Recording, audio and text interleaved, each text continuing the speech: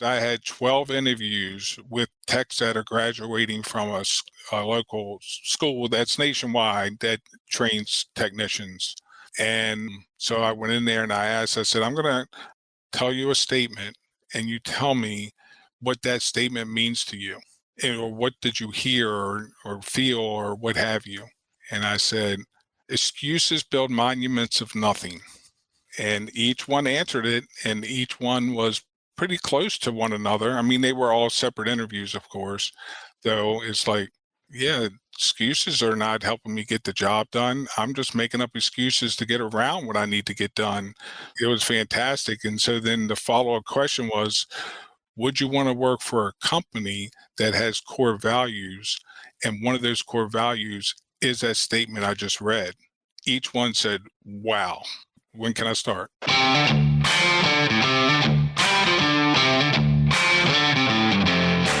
You work hard in your business. On the Profit by Design podcast, we ask the big question. What has your business done for you lately? Hi, I'm Dr. Sabrina Starling. I'm the business psychologist, the author of the 4-Week Vacation and the How to Hire the Best series, as well as the founder of Tap the Potential, where we coach entrepreneurs like you to design sustainably profitable businesses that give you more time for what matters most and more money in your bank account than ever. Because after all, we believe work supports life, not the other way around.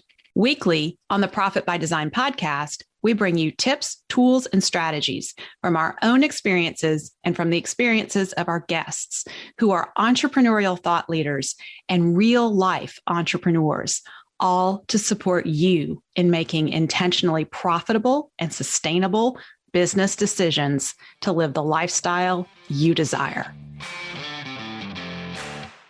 Profit Designers, the 4-Week Vacation, the entrepreneur's ultimate guide to taking your life back from your business is now available.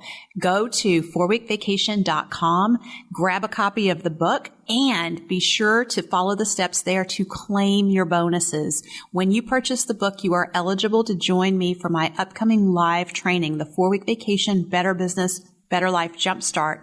Plus, and you'll also get an invitation to an exclusive VIP closed door training with me to identify the true profit potential within your business. Just follow the steps at 4weekvacation.com. And I hope that the 4-Week Vacation book inspires you for what's possible. It's time to take your life back from your business. Welcome to the Profit by Design podcast. I'm your host, Dr. Sabrina Starling, the business psychologist here at Tap the Potential. I'm also the author of the How to Hire the Best series and the 4-Week Vacation. Today, I'm very happy to bring Rob Minnick back to the Profit by Design podcast. He was with us here about a year ago, Rob, maybe a little bit longer now, and sharing everything that you have implemented in your business since you worked with us at Tap the Potential. And we were talking about the big changes, how you're using your vision and immutable laws to get the right team members and make sure that the team that you have is a good fit. You talked to us about the game of work and how you're using metrics and a results to resource ratio with your team members. And Rob, one of the things that I'm really aware of when we're working with our clients at Tap the Potential is that we're supporting you in getting systems in place that you will use long term and that continue to have an impact in the business. So I'm curious to dig in with you today to hear, long term how these systems have been playing out.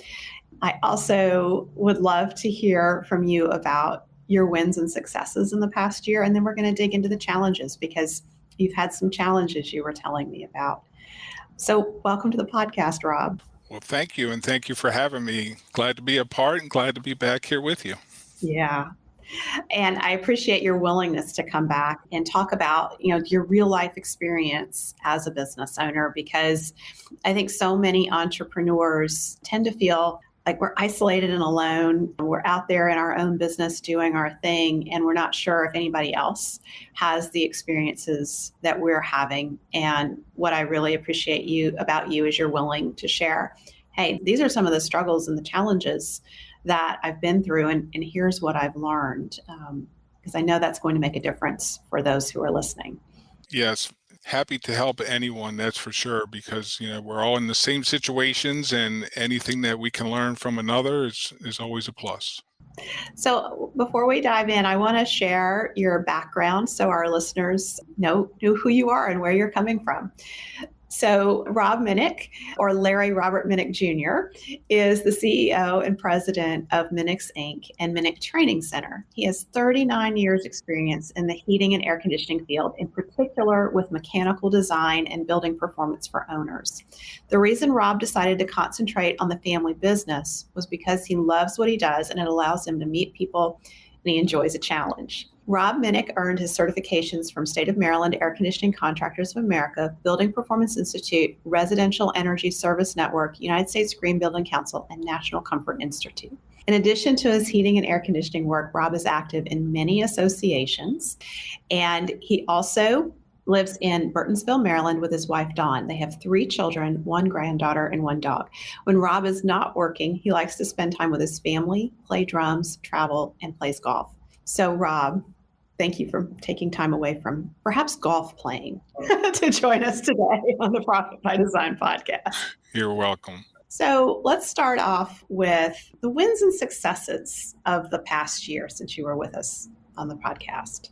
So do we want to start with the wins or the losses? Let's start with the wins. So we always, at Tap the Potential, we always start with wins before we get into challenges and losses. Well, I would say the biggest win is just learning and growing. Every day is learning and growing.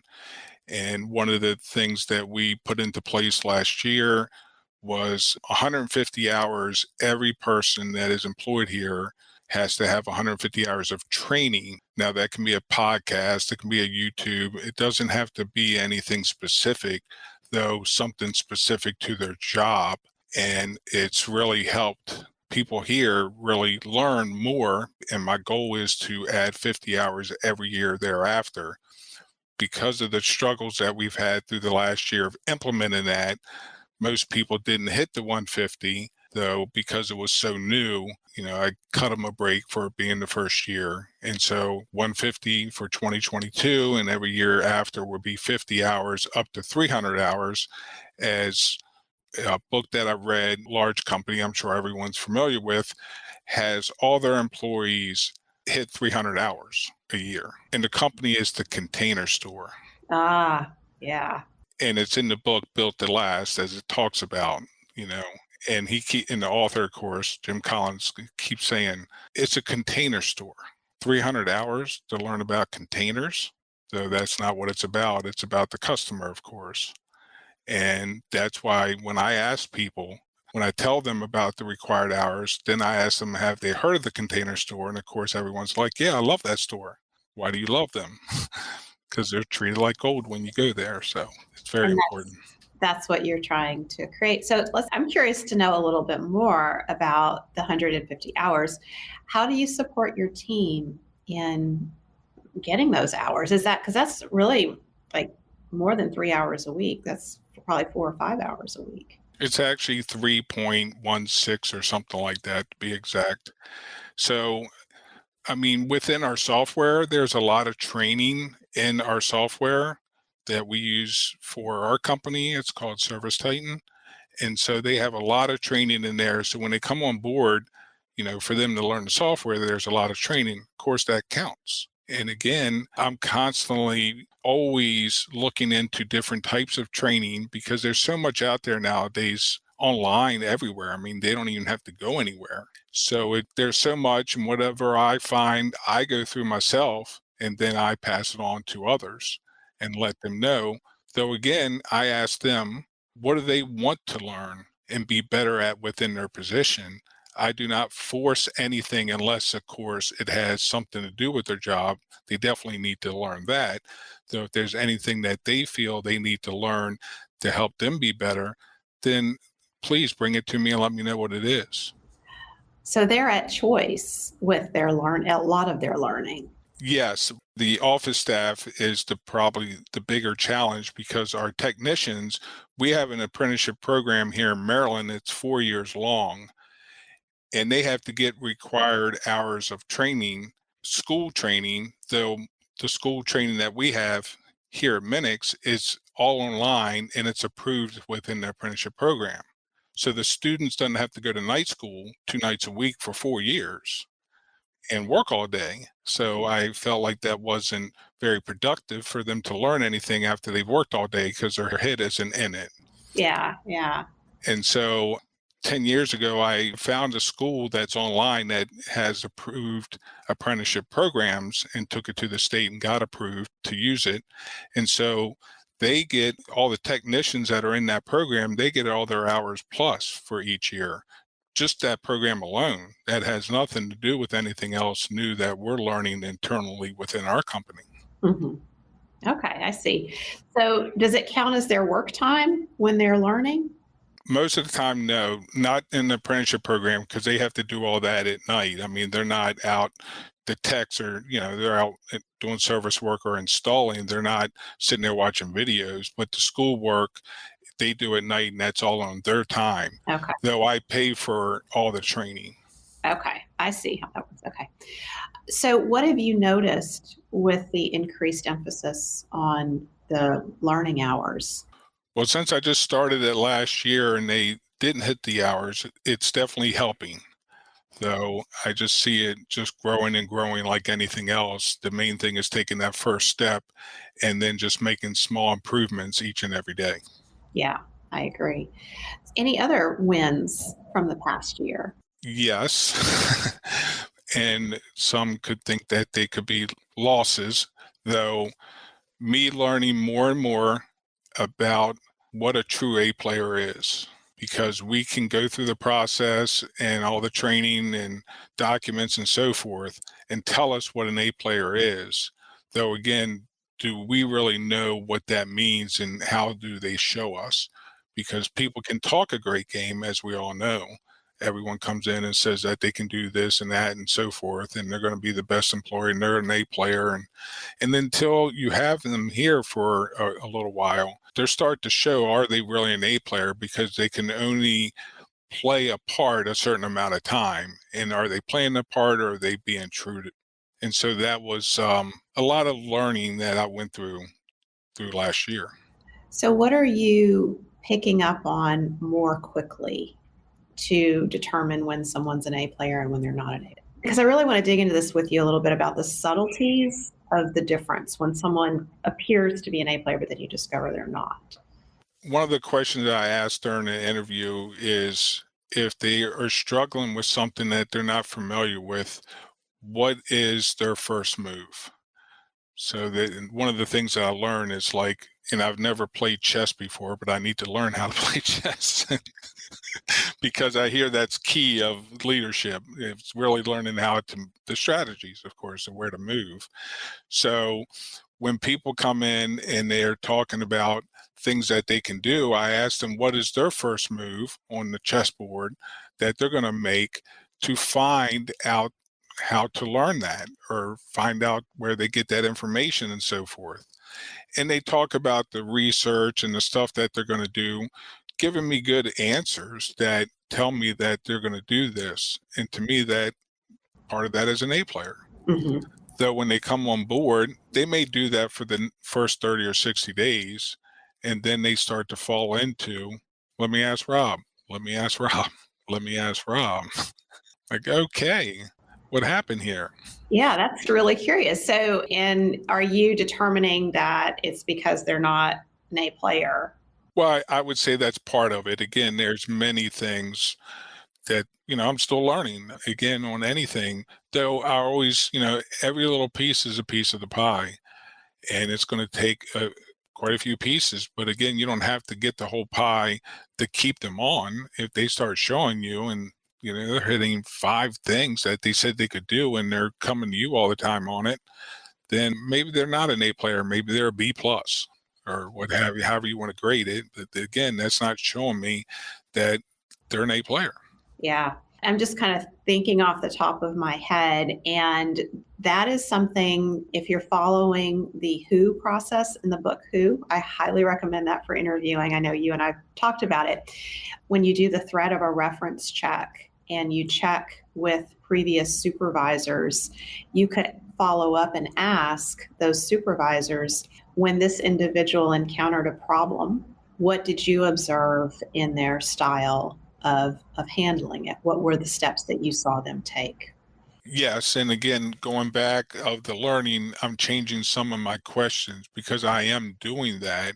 Though again, whenever you, at least with me, when I'm doing a reference check, everything is sunshine and rainbows, that this person's great and they wish they didn't leave Ah, because they don't want to say, because, rules and regulations, and don't want to get themselves in trouble. mm-hmm. Yeah. So just to clarify for those who are listening, the threat of a reference check is different than a typical reference check, because a typical reference check kind of yields that kind of response like what you're describing, Rob. When you do a threat of a reference check following the WHO process, you have a statement that the applicant signs off on where they understand if they are advancing in the interview process. You will ask them to put them in contact with people of your choosing to provide references for them. So it changes the dynamic of the applicant providing the references. And what you're actually doing is, as you're going through the interview process, we, the interviewer, are listening for who are the people in the applicant's world who can verify what the applicant is saying about themselves in their previous job experiences. And so the best practice is to listen for multiple roles that they've been in and think about a 360 view of that applicant. And so who is it that they reported to, who was a peer, and who directly reported to them, and then ask to speak to all three.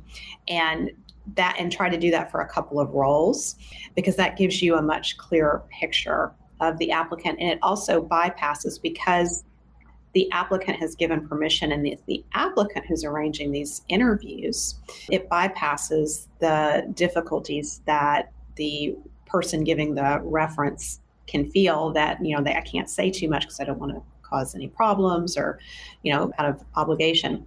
So I just want to share that with our listeners, because what you're describing is a really common experience where you interview someone and they interview pretty well, but how do we verify? How do we know and catch it sooner than having them on the job for a month or two? Because at that point, you've invested a lot of time in training them.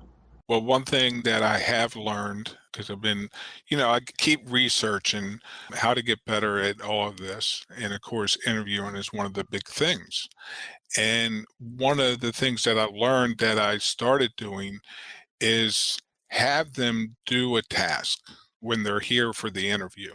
Like, for instance, if I'm going to hire a customer service rep, we have a manual that tells them, how to answer a call and go through all the steps and how to find a customer. So I give them that page, and I also tell them there's a question mark in the top corner that if they can't find it on the page, hit the question mark and ask. And here's the customer I want you to locate, and tell me their address, and come let me know this in 15 minutes. And I leave them alone, and they'll go do the research. And so that, any position that I have, anything that's something that's simple and that you can do within the office. The good thing about it with techs, we have a training center, so I can take a tech downstairs and make a problem on a furnace and have them run through with a call and so forth like that, asking them to do something that their job entails. So don't make it too hard, just make it pretty straight ahead and forward. And that has put a light on it a little more. So I appreciate you sharing. Those are some good strategies. You mentioned as we were coming on the call that you've had some challenges that you've experienced this year. What are the challenges that you've been through? Well, quite a few employees that we've had on board and have been showing Aplayer parts here and there, and would slide some, and I would have a meeting with them and back and forth, though they just started to get blindsided and not really pay attention about the Aplayer activities that they need to be doing within their job. And I started questioning it more and more, and finding out most of them were covering up a lot of things that I had to let them go. I had to let go half of my staff. Wow, that's significant. So was it half all at once or over a period of time? Yeah, over the past year, I mean, we were up around 20 employees and we're down to 10. And I'm the only manager and owner of the company right now. So it's a challenge. And so I've been trying to find an operations manager right now and just making sure I'm going through all my due diligence and making sure, what did I miss on the other ones? What have I learned? What do I need to remove? What do I need to add? And just trying to make the process better and better each and every day and every time I interview someone. So I'm curious, because I think a lot of business owners go through this, where we lose a significant number of team members and it pulls you back into the business. So what are some of the roles and responsibilities that you have now that maybe you didn't have 6 months ago? Pretty much everything. Okay. Yes, because I'm the manager of every position right now because I have not, a few people that's been here existing. Most of them are all new. And the great thing about it is because we have the training, that's what has been helping me. That's been my crutch for sure, because they've been learning and they've been showing that they're so far A players, which is fantastic. Though again, they're still learning. So that's the challenge that I have right now, but I'm very happy to have them because in a few more months, it's even going to be even better. So every day it gets better and better. Yeah, and I think that's such an important attitude is that you have a plan. Your operations manager will hiring that role will take a lot of this back off of you. But it sounds like you're aware you're going to be doing a lot of training over the next 6 to 9 months to get things back where they need to be.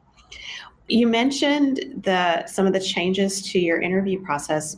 Any other changes that you're making to make the business stronger from the learning that you've had this past year? This part isn't the learning over the past year. It's been several years since the market. Oh, you're learning. Okay.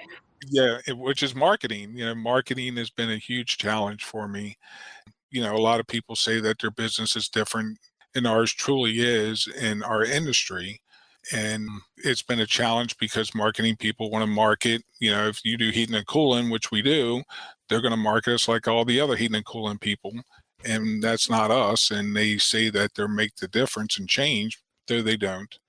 And so they weren't A players at all, weren't even close. So I believe I finally found the right one and had to make a change and go with them. And they started the middle of December, doing the whole assessment for a month and finding out where we're at, what they need to do, and can they help, and so forth. And that came back with great results of what their plan is. I love it. And they started, and 1st of February, my phone's already ringing, and they've been phenomenal. And I'm real excited about every month going forward, because if the first month was that good and they stay on the path that they've been on, which I feel they will, because they have proven themselves to me more than anyone ever has, to be honest with you. And it's amazing, truly is. Just like finding a great A player, finding marketing team as well. So I think that's really important because we have contractors that serve us. And like when you bring on someone outside who's going to do your marketing, they need to be A players too. So what do you see? What's the difference in this company than the other company that you worked with? How do you know they're A players? What are they paying attention to that the other company wasn't? They're paying attention to me. Yeah. Right. So they're treating you like an individual. You're not the same as all the other companies that they work with. And they're not putting you in the HVAC bucket. Yes. And that's what they're the ones that came back and says, you're not lying, because from our research and everything we can find that you talk about and all the different podcasts or, things that I've put out there, or I got ebooks that I've written. I sent them to them and they're just like, wow, this is unbelievable. And they're taking all that and using all that to our advantage. And I'm starting to get the phone calls with the customers that we want to work with, because I was just getting any kind of customer. Then, of course, everyone's based on price instead of comfort. And that's your area of innovation, is you provide comfort in the home. And health and comfort. Health and comfort are the keys. Yep, those two. That's our little tagline: healthy home, healthy living. is our tagline. And we're going in and doing these things, and it's just unbelievable. I mean, we're getting a lot more calls, and not even just calls coming from our website, because we just made some few changes on our website. And one of their little things that they put on the website was things that me and my brothers and dad and so forth used to say all the time. We don't put band-aids on your system. We're going to come there and make your home your haven, and that's what we're there to do, to create the healthy home, healthy living. And we're not just going to start putting band-aids all over the place. We need to find the source of what's causing the issues and concerns you're having. And once we find the source, make the recommendations. And of course, we can take steps, because all that costs money and it can add up to a lot of money. But we can take it in multiple steps over time of what the customer can afford and what they want to do, but making sure that we're starting with step 1, step 2, and step 3, and not jumping to step 3 without doing 1 and 2, because then it's not going to work. So I want to underscore some things that you've said here, because you've done pumpkin planning on your business with us at Tap the Potential, and it's clear to me you're continuing to use that. So you're differentiating yourself as in the HVAC industry. And you said that when you were working with those other marketing companies, you were getting people calling in and they were shopping based on price. And that's very frustrating, because that's not how you differentiate yourself. You differentiate yourself on making your home your haven, a healthy home. And so you want customers who appreciate that, who are looking for that, and they're not just looking at a Band-Aid solution and a better price. And so the marketing companies that you were working with previously didn't get that. And I'm bringing this out because this doesn't just happen to Rob Minnick. We hear these kinds of stories from a lot of business owners who invest the time and monetary investment to pumpkin plan their business and really uncover what makes you unique and how you can quit competing on price. Because when you quit competing on price, you have the opportunity to have margin and be profitable and pay an appropriate owner's pay. But if you're forced to compete on price, you never get the margin that you need to be profitable and to have appropriate owner's pay for profit first in the business. So all this work that you've done over a couple of years, it's really critical to have a marketing company that gets it, because otherwise you can't capitalize on that investment. Very true. Yeah. So any other challenges that you're continuing to learn from and work through? Well, as we all know, COVID has taken a toll on a lot of companies. And I mean, we're fortunate we're still here and doing what we need to do to help others.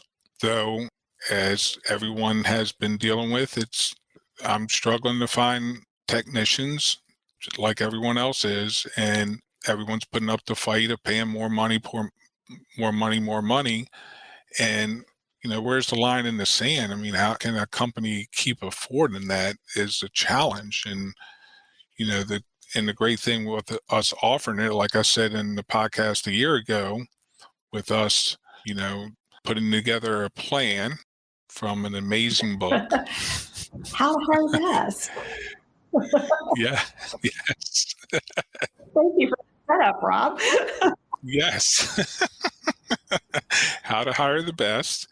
And then after that, creating a payment plan where any employee can make as much money as they want.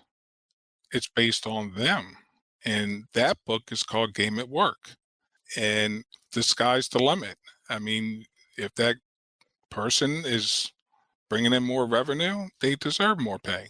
Though for them to just come in and get some large paycheck just to produce minimum results, I mean, it's not, you're serving your customers, though again, is it serving the company? Yeah. And so I just want to comment, if anyone is curious to hear how Rob is creating that game of work and using that. So you've created advancement criteria. You're using how to hire the best to identify the Aplayers that you want and how they can advance with you. You've got a training plan. I mean, you're emphasizing this is a learning environment. So you're already attracting a different type of team member from the get-go. And then you're using the game of work to allow them control over the results that they achieve. If they want to go far, their compensation is based on that. And so that incentivizes those A players. Yes, very much. That's fantastic. So I want to touch base with you because the last time you were on the podcast, you talked about your immutable laws and your vision and how powerful those were in the interview process and making sure you have the right people. So any more words of wisdom from you on that? Yeah. So another thing that I learned is, during the interview, the questions is, you want to incorporate at least one of your immutable laws in the question, though you do not want to tell them that it's one of your immutable laws. So I just started this and it was fantastic because I had 12 interviews with techs that are graduating from a local school that's nationwide that trains technicians. And so I went in there and I said, I'm going to tell you a statement and you tell me what that statement means to you, or what did you hear or feel or what have you. And I said, excuses build monuments of nothing. And each one answered it, and each one was pretty close to one another. I mean, they were all separate interviews, of course, though it's like, yeah, excuses are not helping me get the job done. I'm just making up excuses to get around what I need to get done. That was like one of the ones I recall because there's 12 of them, of course. Right. It was fantastic. And so then the follow-up question was, would you want to work for a company that has core values? And one of those core values is that statement I just read. Each one said, wow, when can I start? Really? Yeah. What do you make of that? It felt good, to be honest. I mean, it just felt really good. Like, okay, here are young kids. I mean, they're roughly 20, 21 years old, and they go to this 1-year course. And here they're saying that's fantastic. And that's telling me don't be coming in giving any kind of excuses because your company is not, it builds monuments of nothing, which is so true. I've never even heard it put that way. That's pretty amazing. Yeah. So, and that's the thing about immutable laws. When you share the immutable laws, you want to watch for people's reaction and how they respond and how they elaborate on it. And so if there's a statement like, oh, yeah, that sounds cool. That doesn't really land. That hasn't landed with that person. It's not resonating for them. But when they elaborate on it and they get excited and you see that body language, then you know. And one of the things that in Leadership Boot Camp, I get to work with the A players in our business owners' companies, and I get to hear their experience working with people who are not A players. And they get very tired of having to pick up the slack for team members who are not A players. And so for a candidate to hear that your company doesn't tolerate excuses, that assures an A player candidate that they're coming into a work environment where they're not going to have to clean up other people's messes. And that's very refreshing for an A player. Yeah, the other thing is that with all the questions that I've put together and learned from Hire the Best, is that each of them are like, I've never been asked these questions and I've been through several different interviews.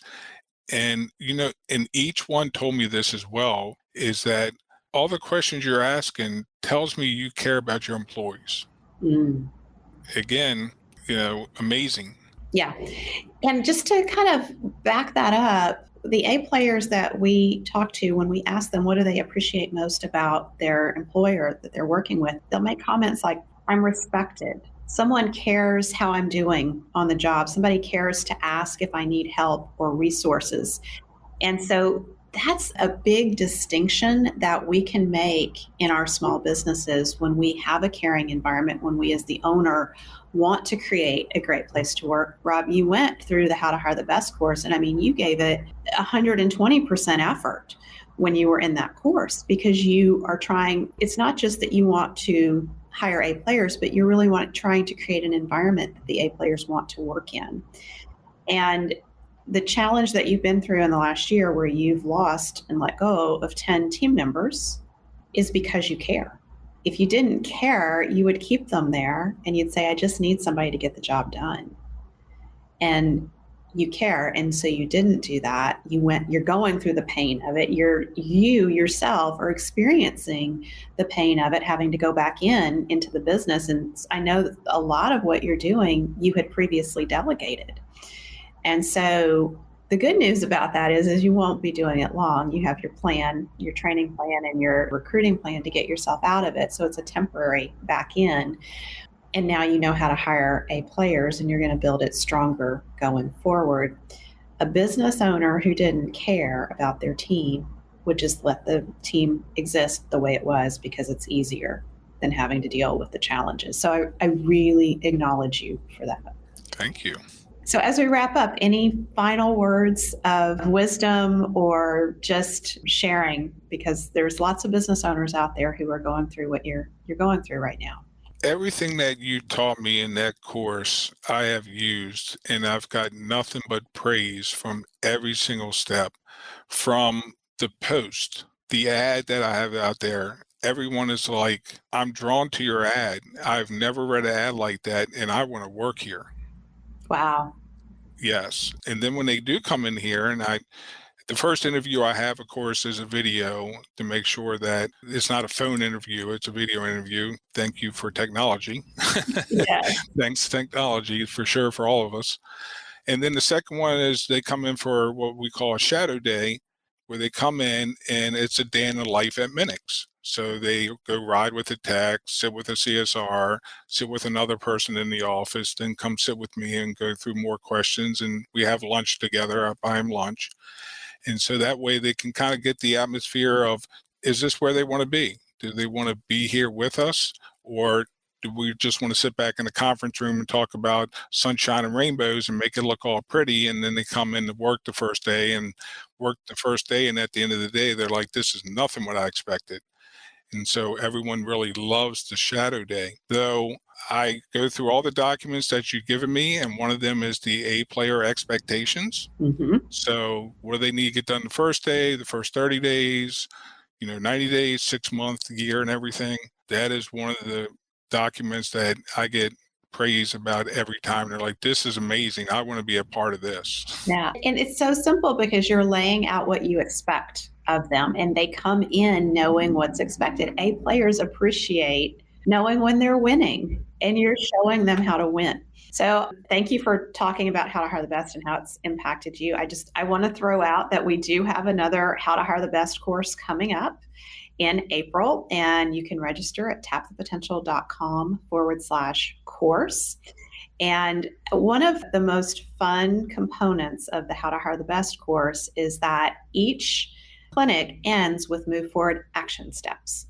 And they're simple steps, but they accumulate over time. And so when you complete the course, you've actually built the foundation of your hiring system to attract A players. And Rob, that's something that you've said on multiple occasions, that you appreciated coming out of that course with a system. And you've continued to hone and refine that system. And that's what we're talking about today. In the first part of the interview, we talked about some improvements that you're making to your system to make it even tighter, to catch those A players and the ones who aren't the A players. And so one of the things to know about the course is when you complete 90% your move forward action steps, you get featured in Tap the Potential's Great Place to Work Spotlight.